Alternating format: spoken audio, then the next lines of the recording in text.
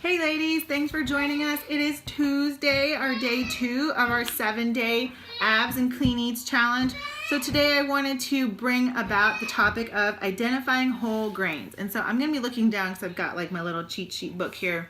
And so I love it. These are like 5 seconds that you, once you start getting used to and remembering this, it's quick when you're in the grocery store and you're needing to buy some options. So I don't want you to be fooled by the whole marketing claims on grain-based products to say things that like they're made with whole grains, 100% wheat, 12 grain, multigrain, okay? These claims don't actually guarantee that a product is made with 100% whole grains. Instead, read the ingredient list, okay? And only look for the names listed that I'm going to talk about that are whole grains.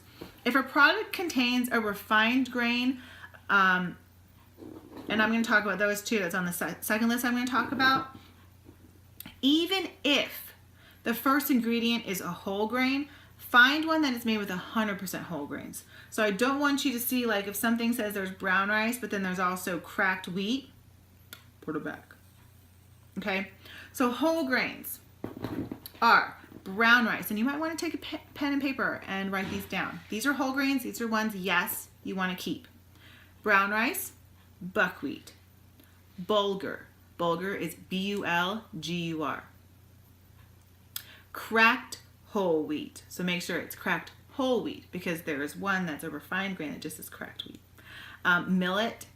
Any oats or oatmeal, including instant and or rolled. Those are good. Stone ground whole wheat. Wheat berries. I know Sprouts makes a really great bread with wheat berries. Whole brown rice flour. Whole grain barley. Whole grain corn. Whole grain sorghum, and I'm going to spell sorghum, S-O-R-G-H-U-M. Then there's whole grain, and I never know how to say this properly, is triticale. I'll spell it T-R-I-T-I-C-A-L-E. So if someone knows how to pronounce it properly, please go ahead and show me. Whole oat flour, whole quinoa, I don't really care for it. Whole rye, whole wheat, and wild rice. Love wild rice. So those are all the whole grains that are good to go. Those can be on your these will make me feel good list. Okay.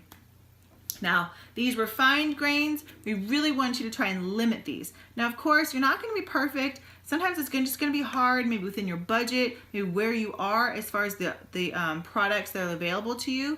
Then you may not have as large of options like as I do or someone in a larger city. So just try to limit yourself from these refined grains, okay? Tell yourself, and again, these are not off limits. Don't tell yourself anything is off limits. Just say that these are just not as good.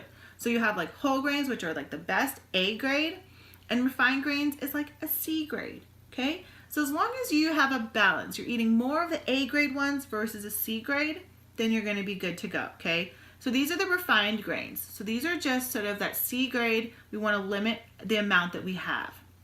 All-purpose flour, bran, cornmeal or corn flour, cracked wheat, degerminated flour, enriched wheat flour, because remember anytime we say enriched, it's been stripped of something. Malted barley flour, stone ground wheat flour, wheat germ, white rice, and unbleached flour. So I know I probably just like scared you. You're like, what? I thought that was healthy. So like I said, you can still be healthy and you can be a C grade ingredient versus an A grade ingredient. So those are just those 2 different lists. So if you see something that has brown rice, but then there's also, I don't even know what else it would be, maybe malted barley flour. It's got 2, right? It has a whole grain and it has a refined grain. It's okay if you get it, but then just remind yourself, it's not 100% whole grain, so try to limit the amount that you eat of that product and allow yourself to eat more of the products that are 100% whole grains, that don't have any of a secondary option in there. So hopefully that in a nutshell gave you guys a little bit of understanding on how to identify whole grains, which ones are A grade ones and which ones are C grade ones, and how you can try to now slowly reconfigure what you have in your pantry at home, what you're looking for at the grocery store, what you're buying to have more A grade options versus C grade options. Thank you guys, and we're going to talk a little bit more about secret sugars in tomorrow's video.